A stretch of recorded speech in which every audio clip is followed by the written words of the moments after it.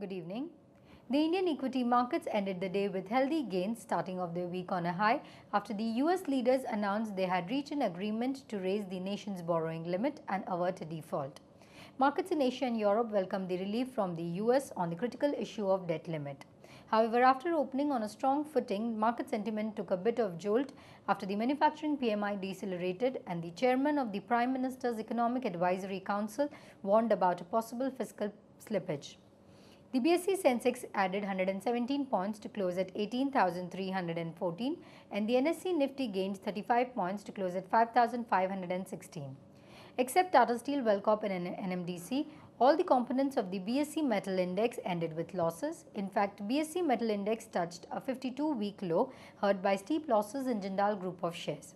JSW Steel was the biggest loser and hit a 52-week low.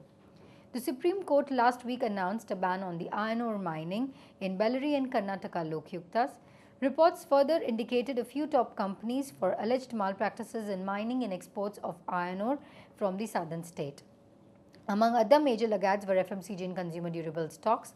IT, telecom and auto stocks were among the major gainers. Even the mid-cap and the small-cap stocks were under pressure. With a major cloud of uncertainty clearing out, global markets heaved a huge sigh of relief. However, it remains to be seen how long the euphoria on the US debt deal lasts. Global data today showed continued slowdown in the manufacturing space from Australia to Eurozone.